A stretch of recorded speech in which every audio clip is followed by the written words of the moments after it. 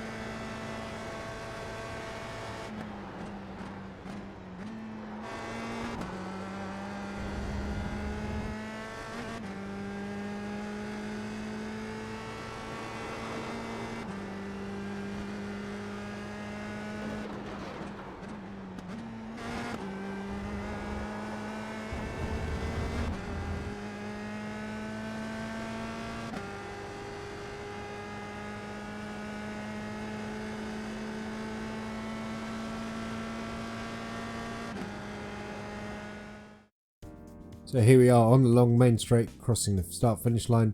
Road America really defined by tricky corners and very long straights. And you're looking for the cones on the left hand side. And as we get between this 3 cone and the 1 cone, you're on the brakes down to 4th gear. And it's a really fast corner is turn 1. So it's really important to carry lots of speed. And there we go, picking up the power really early here. You can use this exit curb, be a little careful on cold tyres obviously on the first couple of laps before charging through turn 2, which is just this flat out drop, downhill drop towards turn 3. And the braking marker boards are sitting on top of the concrete wall. There they are, and as you get between the 2 and the 1, Ture is going to brake down to 3rd gear. Really important corner is turn 3 because of this such a long straight coming after it, the moraine sweep. Here you go then, sweeping into the corner, picking up the throttle nicely. This is one of the corners you're really going to see people making a mistake in though in the race, so be very wary, especially on the opening couple of laps. Now we're going to head under the cheese bridge.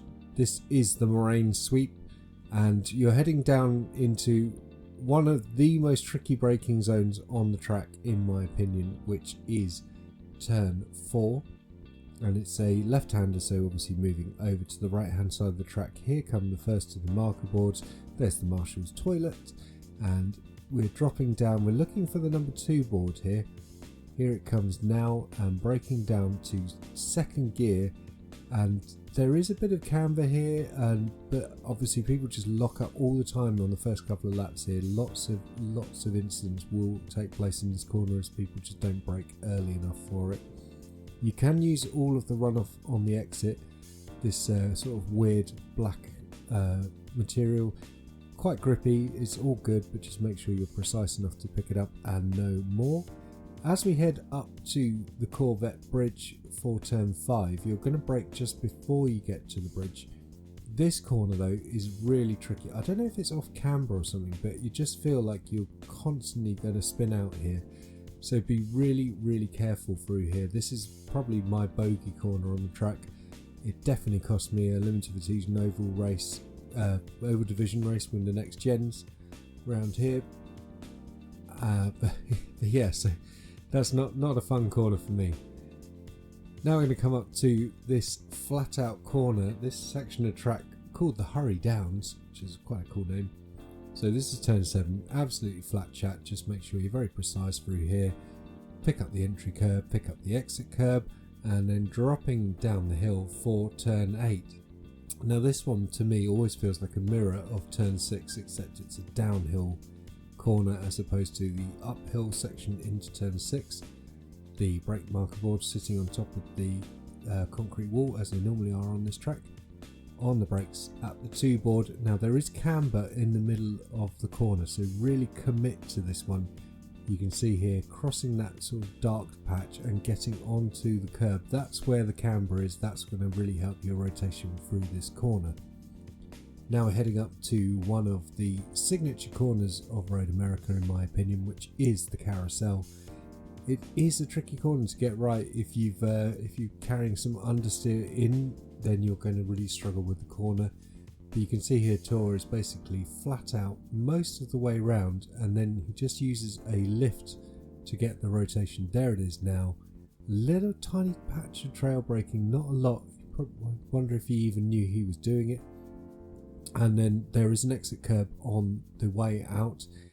Really important to just, if you're going to use the exit curb, then pick it up but no more. If you get too far off, you're going to have a spin. This is again another classic corner for spins.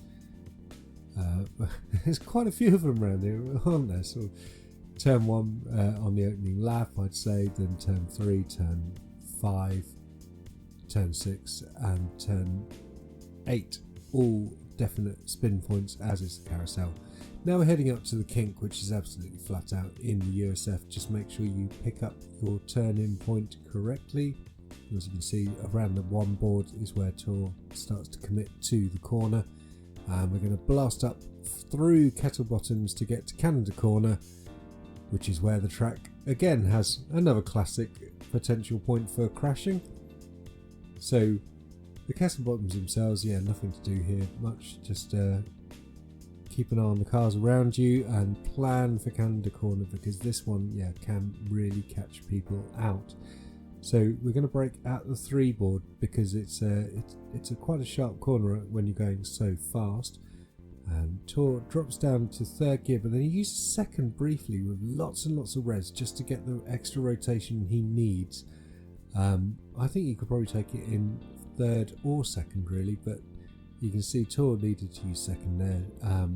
And just again, there's that big black stuff like you see on turn 5, and you can just use that on the runoff. It's not an off track. This corner can be tricky if you don't commit properly to it. It is flat out, but sometimes it just feels a bit sketchy, especially on cold tyres. So maybe have a think about a little sort of safety lift on the way in and the first couple of laps. There is a nice patch of runoff here you can use, as you see just past this curb here. So you can use that if you need it, but yeah, just be a little wary. Now the final corner then, and there is a change of the tarmac and sort of a line in the road that you use as your turning point. And again, Ture is just going to use 2nd gear here just to get that rotation. Again, a really critical corner because of how long the main straight is here. So just have a little think about it, be wary of making sure that you get a really good run out of the final corner. And blasting up the main straight once again, and we're going to cross that line for the 209.669.